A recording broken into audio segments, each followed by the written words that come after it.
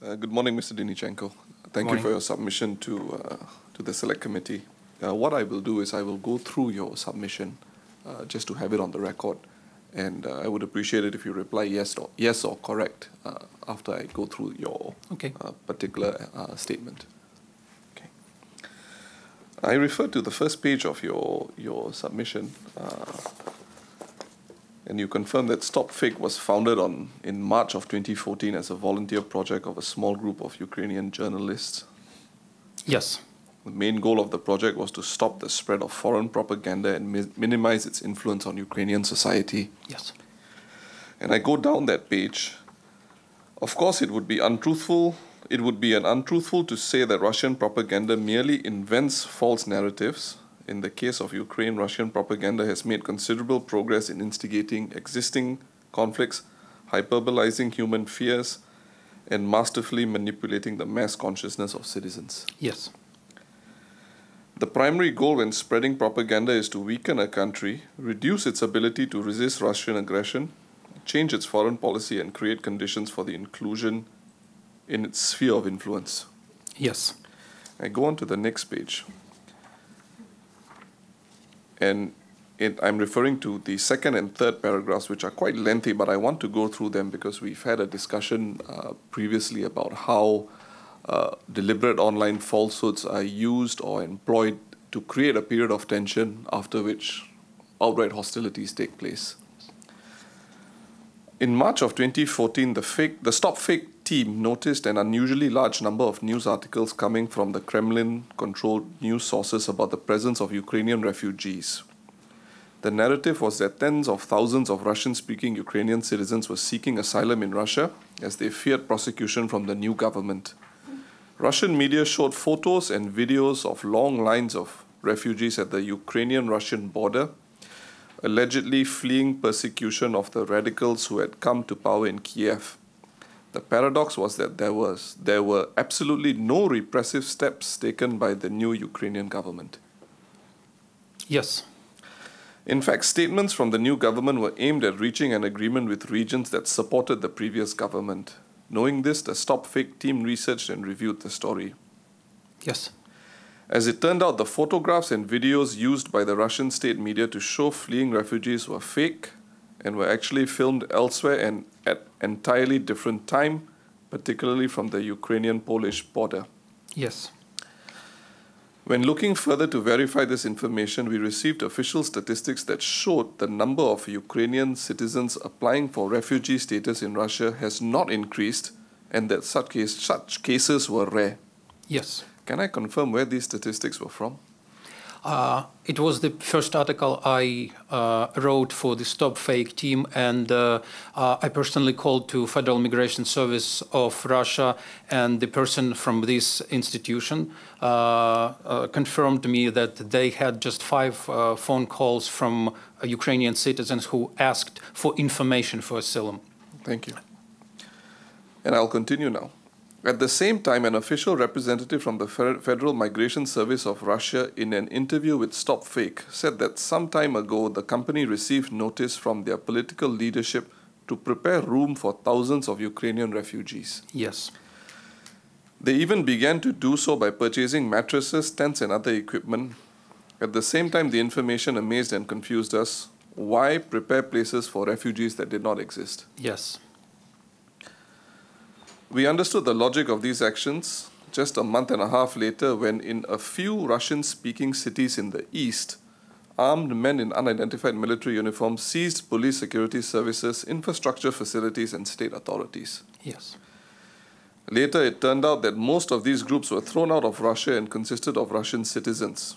In response, the Ukrainian government was forced to launch a so-called anti-terrorist operation. The fighting began with the use of small arms, artillery, and aviation. With the development of this armed opposition, there were victims and many were forced to leave their homes. Some of them asked for asylum in Russia. This is when we realized that the Kremlin was plotting the organization of an armed conflict in eastern Ukraine and prepared for the appearance of refugees long before they existed. Yes. Okay. This story has become an important lesson for the stopfake team. Since then, it has been our goal to determine the accuracy of reports from Russian government-controlled media. Quite often, the rhetoric of enemy propaganda makes it possible to predict the true intentions of the enemy. Yes. I will go on now, Mr. Deynychenko, to your submission at page 3 on other effective methods of resisting propaganda. And this point is interesting because there would obviously be accusations of censorship and so forth, which you cover in your submission. So I'll go to that part.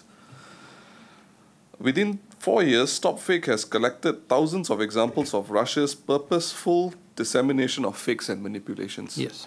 It is extremely important that every article includes detailed facts that clearly show why this information is false. We pay special attention to media organizations who participate in the creation and spread of this information. Yes. Now, yesterday, sir, we had an individual like yourself who was giving evidence before the committee suggest that psychologically people are more inclined towards the fake news and they don't really pay much attention, or psychologically they're not in tune about the truth of the matter. And how has StopFake tried to address this problem, or has it even been successful in addressing it? I think, first of all, I would like to thank you for the invitation, and it's an honor for me to be here. And to answer your question, I think that our efforts were successful because, first of all, the number of people in Ukraine who fully trust Russian media decreased. Our project and other teams like us, like our team, proved that Russian state media, Russian media, disseminate not facts, not news, but propaganda. So all this evidence that we collected, you mentioned thousands of articles, it helped us to prove that this is not media, this is a propaganda machine, and this is the extension of Russian foreign policy, and it played a crucial role in creating this conflict in eastern Ukraine and annexation of Crimea. So the recent polls show that 3 to 5% of Ukrainians fully trust Russian media. This is one of the achievements of our project, and I believe that's why our work was very important. Another thing that we managed to reach is a huge massive of evidence. Russian officials, they like to ask, where is the evidence that we poisoned this person? And when they ask, where is the evidence that we use propaganda for our in our media, we can present the folder full of articles with where we step by step explain what was wrong and why it's not true. So for us, it was an essential part of measures to resist Russian propaganda efforts, but of course it's not the only one thing that must be done to protect people from being influenced by foreign propaganda or any kind of propaganda. I will move on now to the 4th page of your submission on new challenges. And you spoke quite despondently, I would say, at the beginning when you said, unfortunately, even after 4 years of all our work, Russian propaganda persists in Ukrainian society, constantly adapting to new measures implemented by Ukraine and its allies. Not only has it not disappeared, but it has become more sophisticated and professional. And you identified trends thereafter, including television transmitters to overcome television channels which have been barred or banned. You referred to the substitution of daily news with political talk shows and hired actors to ostensibly create a narrative.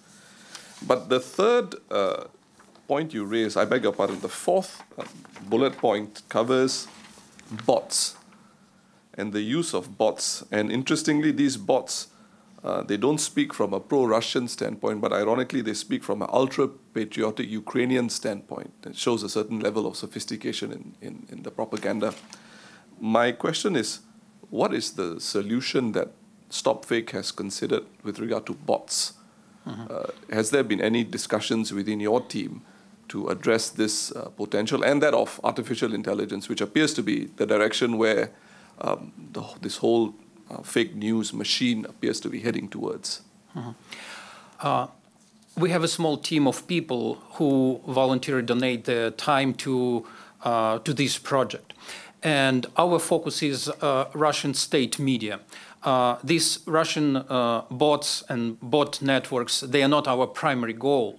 But still, when we discover these networks with a huge number of bots that were created either by computers or people who write the comments and who disseminate different kind of information and disinformation about Ukraine, it becomes obvious that this is not Ukrainian patriotic people, citizens who want to do something for their country, but this is enemy who paid to create these networks to make our country weaker and to do some harm to our country. So when we discover these networks, when we can find evidence that this is foreign country-sponsored networks, they become not so influential and no one trusts them. But unfortunately, we don't have enough resources to counter these measures, because it requires a lot of computer science knowledge we don't have. At our team, we don't have it. We are a group of journalists, and we concentrate our efforts on Russian state media. Thank you, Mr. Deynychenko. Just to clarify, the committee is not taking a position or supporting either Ukraine or Russia in this matter. Our interest is on deliberate online falsehoods and our terms of reference. Yes, I understand. Thank you. I've finished the questions I have, and I'll direct the mic to the chair. Mr. Seah Kian Peng. Mr. Deynychenko, good morning. Good morning. Also, just going through what, besides Mr. Singh has gone through the report, there are a few other things which I would also like to highlight for record. Going back to page 1, the last para, as you describe how the Russians, the various tactics that they do, this creates conditions for a country to come within Russia's sphere of influence, right? Yes. And in that same para, you say that the Russian propaganda can instigate existing conflicts, can exaggerate fears, and manipulate the mass consciousness of the citizens. And you gave an example of how this Russian disinformation has translated into armed conflict, which is the conflict in eastern Ukraine, correct? Yes. And page 2, the second para, you describe how Russia weaponized, you use the word weaponize, disinformation in order to organize an armed conflict. Yes. And then this led to some of the things which Mr. Singh had elaborated earlier. The various countermeasures that you proposed, this is in page 3, the last para, you highlighted that the decision to ban Russian TV was initially viewed as being undemocratic and was labeled as censorship. But through your team's work, I think you were able to convince many that it is not about censorship, but about countering Russia's information war in Ukraine. Yes. Correct? So this process of gathering evidence to conclusively prove these findings must have been a very painstaking, a very time-consuming one, right? Yes, that's true. And this gets repeated for each series of misinformation. Would this be the case? Yes. So is this a very sustainable way of doing it? Because I can imagine that the work involved just is amplified many times over. And the resources that's required.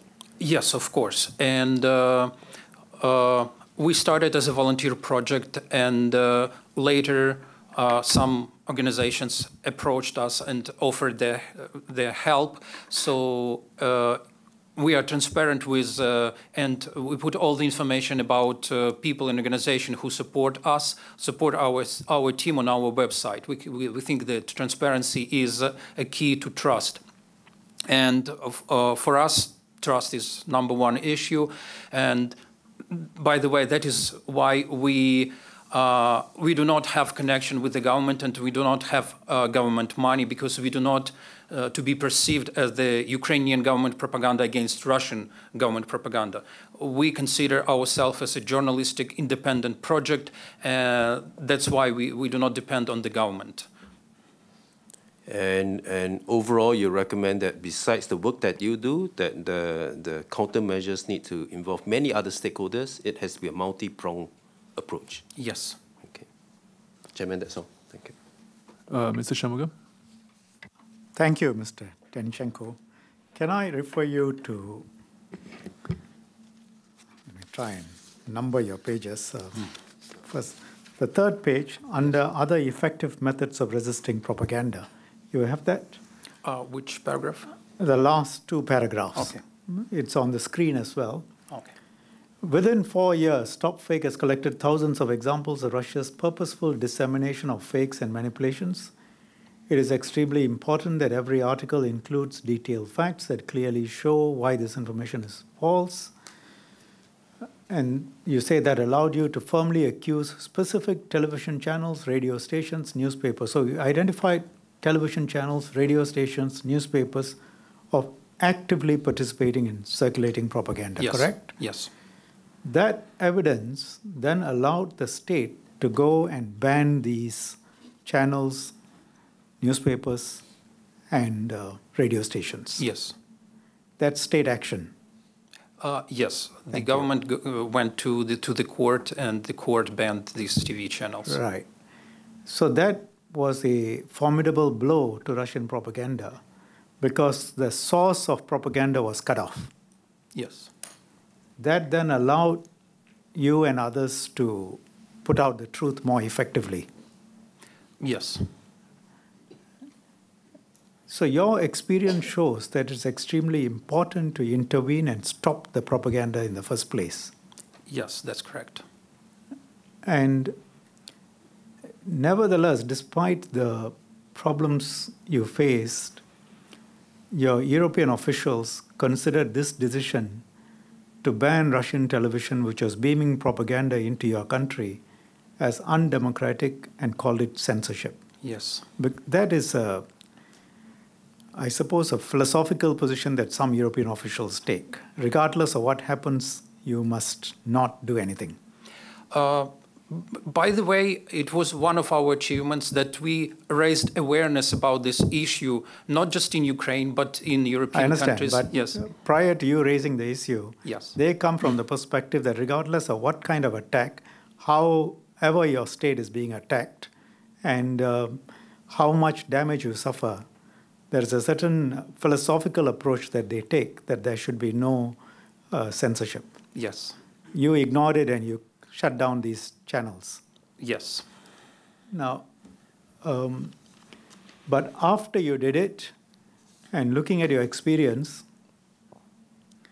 and looking at the next sentence, evidence compiled by you convinced, I suppose many, probably not all, that this was not censorship, but rather about countering the informational war, informational war in Ukraine, correct? Yes, yes. But I suspect you didn't convince all of them. Of course not. Right.